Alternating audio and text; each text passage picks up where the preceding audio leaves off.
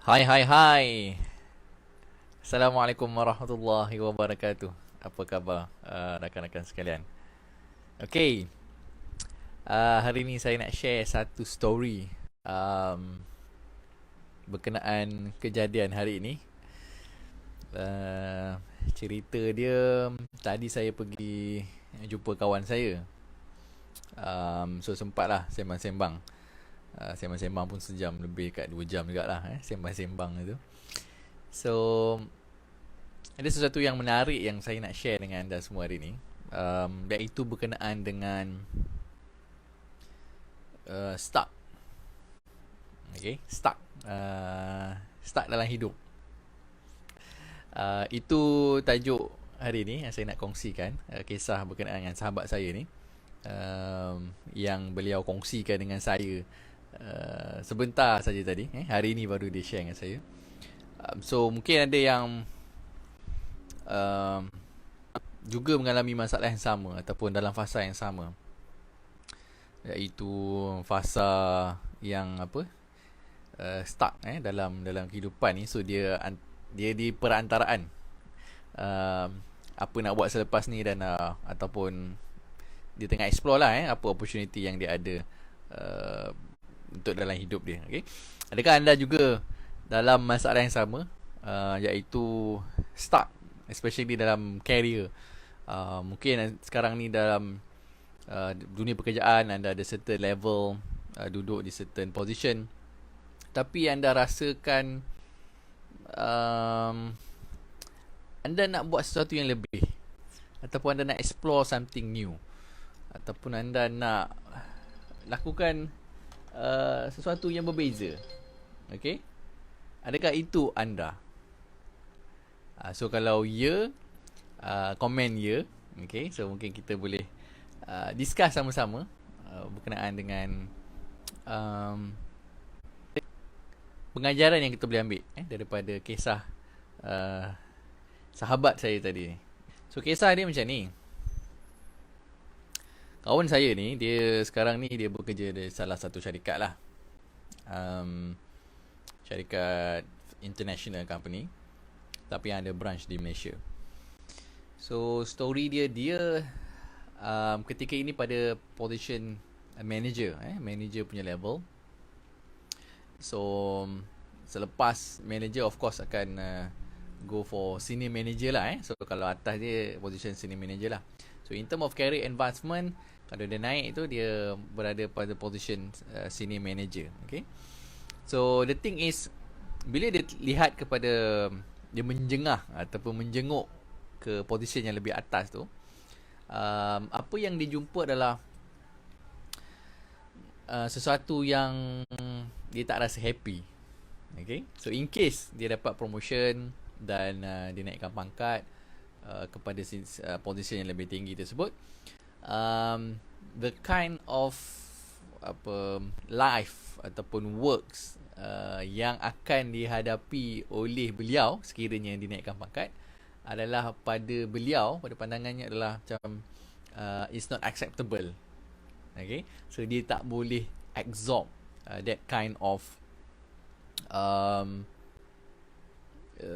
kita panggil mungkin stress, ataupun pressure, ataupun the accountability yang bakal dia hadap lah, in case dia naikkan pangkat tersebut.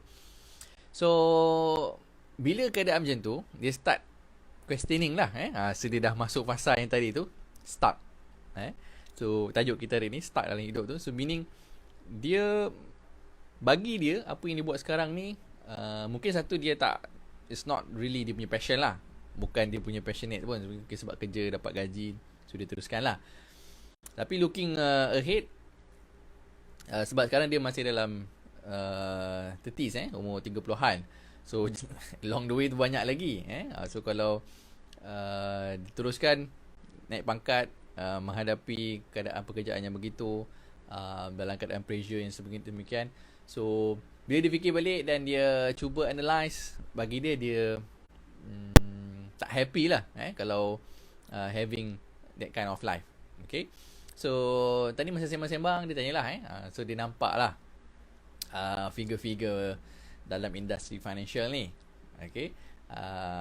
Yang ada kebebasan masa, ada in term of income pun lebih as compared to kalau working, dan juga the lifestyle lah yang dia nampak dia dalam industri financial ni. So mulanya dia bertanya, dia just nak dapatkan input lah berkenaan dengan industri financial, contohnya takaful ke, investment ke, estate planning ke, financial planning dan sebagainya. So tapi saya tanya dia, okay, so of course lah saya boleh explain berkenaan dengan industri kewangan ni. Tapi the question back adalah beliau minat dengan apa industri ni offers. Of course dia ada dia punya perks adalah in term of time freedom, okay.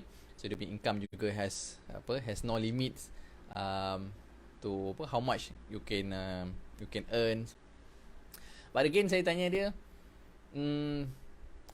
minat tak buat investment ke, nak buat takaful ke, nak buat estate planning ke, nak buat financial planning ke, suka tak benda tu?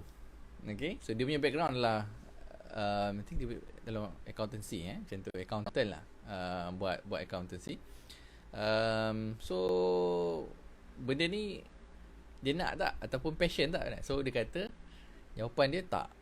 Okay, so saya pause kat situ lah. So I think kalau tak minat, so tak payahlah nak explore. Okay, so tak payahlah nak tahu dengan lebih details kalau tak minat. So kita dalam hidup kita tahu, mungkin kita tahu apa yang kita suka, tapi kita tahu apa yang kita tak suka. Okay, so eliminate lah siap-siap apa yang tak suka tu. Okay, semua saya ni bukanlah career coach ke apa-apa guru ke kan nak bagi nasihat. So saya just share dengan dia sebab fasa yang dia lalui sekarang tu saya dah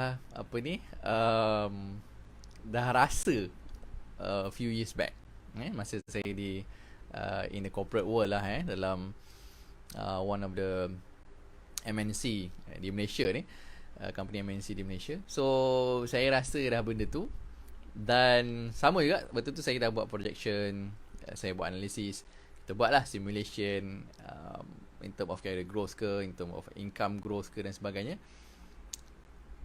Kemana kita nak capai, apa yang kita nak capai tu, dan does it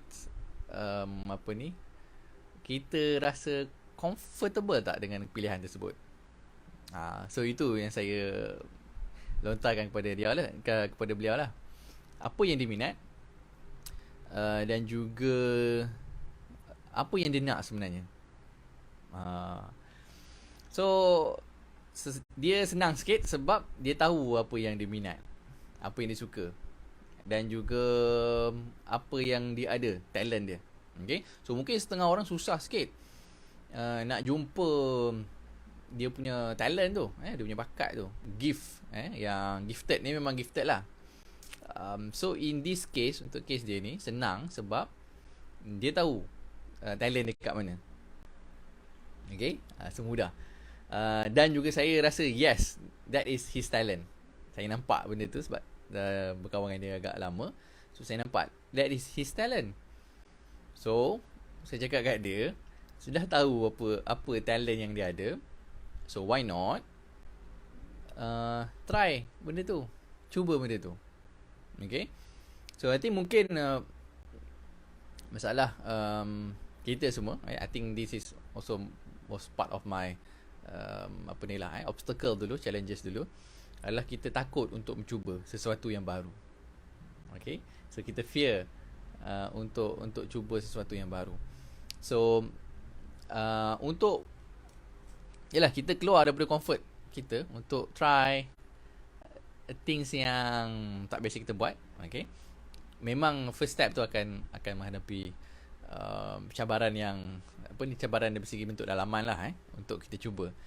But again, saya cakap kat dia, kalau kita tak try, so sampai bila-bila kita takkan tahu. Okay, at least kalau kita cuba, kita akan tahu jawapan dia. Sebab jawapan dia dua je. Adakah benda tu is okay ataupun tak okay. Okay, So kalau okey boleh teruskan, kalau tak okey then stop lah. So kita tak dibelenggu dengan um, sangka-sangka. Ataupun kita um, kita dalam keadaan tidak tahu tersebut sampai bila-bila. Sebab kita tak cuba. Okay? At least kalau kita try, then kita akan dapat answer. Kalau tak okay, then it's not for you. Kalau it's okay, then it is for you. Okay? So it is clear cut. So one thing yang saya share juga dengan dia is kurangkan regrets dalam hidup. Apa maksud dia? Kurangkan regrets dalam hidup. So meaning kita waktu hidup ni, apa yang kita rasa kita nak buat, kita cuba buat dulu. Okay? Supaya at the end of our life, kita dah tahu jawapannya. So meaning kita tak regrets in the old age. Dah tua, mungkin in dying batch, maknanya di ujung-ujung usia kita terbaring. Kita terfikir balik, kalaulah dulu aku cuba benda tu. Okay, so mungkin berjaya, mungkin tak berjaya, tapi kita dapat that certain answer. Berbanding kalau kita tak cuba langsung, so dia mungkin jadi ya, mungkin jadi tidak. Okay, so kurangkan regrets dalam hidup dengan whatever yang kita rasa kita nak cuba, dan kita buat, kita cuba. Then from there kita akan dapat answer lah. So if it's okay ataupun tak okay. Alright. So I think that is yang saya cuba sampaikan kepada dia lah. Tadi lebih kurang almost 2 hours lah sembang-sembang dengan dia. Sebab dia di persimpangan, dia stuck sekarang ni. So saya nampak talent dia, dan dia tahu juga dia ada talent kat situ, dan juga dia minat sebenarnya benda tu. Saya cakap dia teruskan lah, try lah dulu. Tapi jangan resign dulu. Okay, so just try part time, explore opportunities yang ada. Kalau kita knock pintu-pintu tu, maka akan ada insyaAllah pintu itu buka. So try dulu. At least kalau teruk-teruk pun kita tahu kita tak boleh buat, dan tinggalkanlah. Dan dia masih ada pekerjaan yang dia ada sekarang ni. Okay, so boleh teruskanlah pekerjaan dia. But again, kalau dia jumpa benda ni in the future, adalah passion dia betul-betul, dan juga dia nampak ada peluang, opportunities yang ada, dia boleh teruskan. Okay, so easy. Untuk saya sampaikan kat dia tadi, message tu adalah sebab dia tahu dia punya talent, dia kat mana talent dia. Okay, so at least he can try. The worst thing adalah the market ataupun industri katakan no kepada dia. Mungkin industri tak perlukan dia, market tak ada nak dia, then dia boleh stop lah. Okay, but again,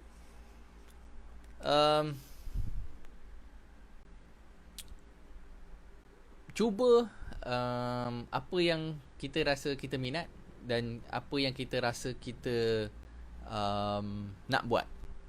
Okay, untuk eliminate ataupun kurangkan perkara-perkara yang kita mungkin akan regrets in the future. Okay, so itu adalah apa yang saya cuba sampaikan kepada dia, apa yang saya share, dan juga saya sharekan kepada kawan-kawan sekalian. Mungkin antara kita juga ada mengalami masalah yang sama ataupun dalam fasa yang sama. I think the only way untuk kita dapat the answer is to try. Okay, so to try, to do it, and from there we see how it flows.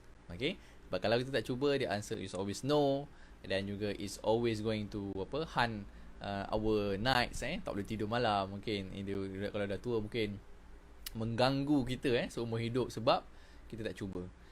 Kita cuba, dan kita dah tahu jawapan dia, dan insyaAllah kita akan kurangkan regrets dalam hidup kita.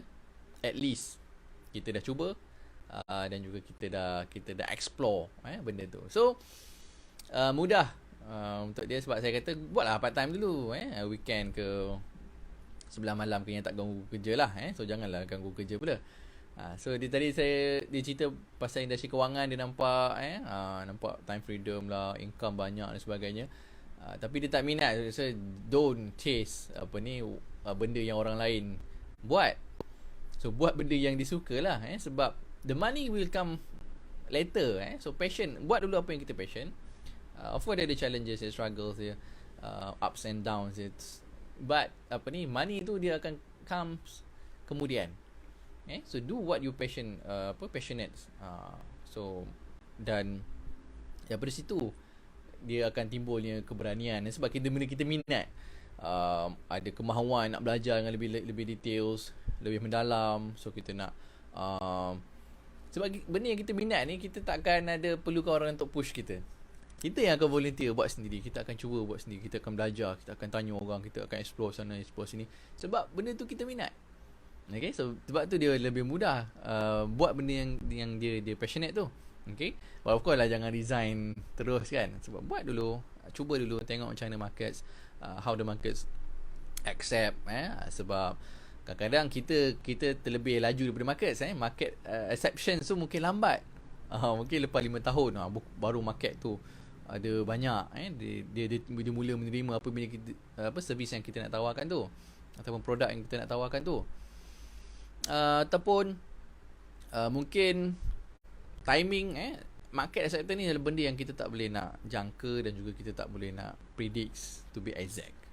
Market keep on changing, but at the end